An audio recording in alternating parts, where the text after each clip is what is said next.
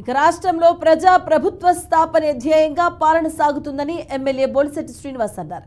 తాడేపల్లిగూడెంలో పర్యటించిన ఆయన పట్టణంలోని ఛాంబర్ ఆఫ్ కామర్స్ సమీపంలో షాప్ను ప్రారంభించారు. సామాన్యులకు తక్కువ ధరకే నాణ్యమైన బియ్యం, కందిపప్పు అందించాలనే ఉద్దేశంతో షాప్ను ప్రారంభిస్తున్నట్లు ఎమ్మెల్యే తెలిపారు.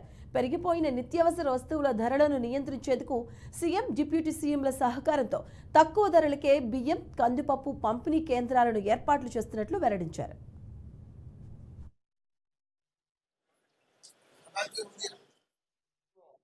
ఏదైతే బిలో ప్రవర్టీ లైన్ ఉన్న వాళ్ళందరూ కూడా మరి కిలో రూపాయికి బియ్యం ఇస్తున్న సందర్భం మీకు తెలుసు.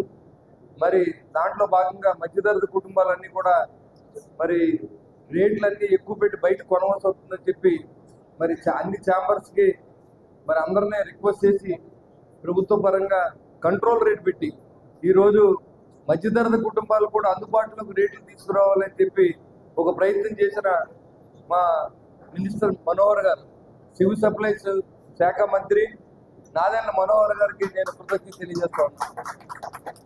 మరి ముఖ్యమంత్రి చంద్రబాబు నాయుడు గారు కూడా కూటమి వచ్చిన తర్వాత ప్రజాశ్రేయసే జయంగా పనిచేయాలి తప్ప మనం నెగ్గిన తర్వాత మనం సేవకులుగా ఉండాలి, మనం వాళ్ళ మీద పెత్తందారులు ఉండకూడదని చెప్పి అందరికీ తెలుగుదేశం జనసేన పార్టీలు అందరూ కూడా వీడియో కాన్ఫరెన్స్ లో ప్రజల వద్దకి అన్ని సౌకర్యాలు అందజేయాలని మంచి ఉద్దేశంతో ఈ కార్యక్రమాలన్నీ వ్యాపారస్తులు రిక్వెస్ట్ చేసి ఈ కార్యక్రమాలు ఏర్పాటు చేస్తాం.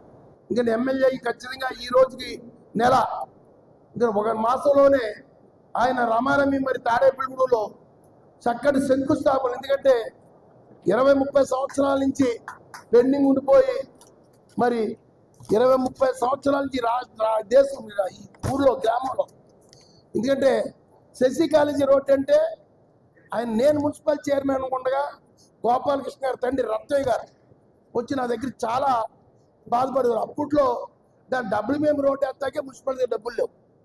అప్పటి నుంచి ఆయన కష్టపడి 2005 నుంచి అంటే 20 సంవత్సరాలు అయింది.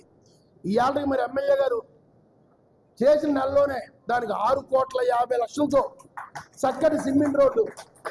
ఛాంబరు ఎప్పుడు మన ఛాంబరు ఆపద కాలంలో, ఆపద సమయంలో ఎన్నో సేవా కార్యక్రమాలు చేసింది.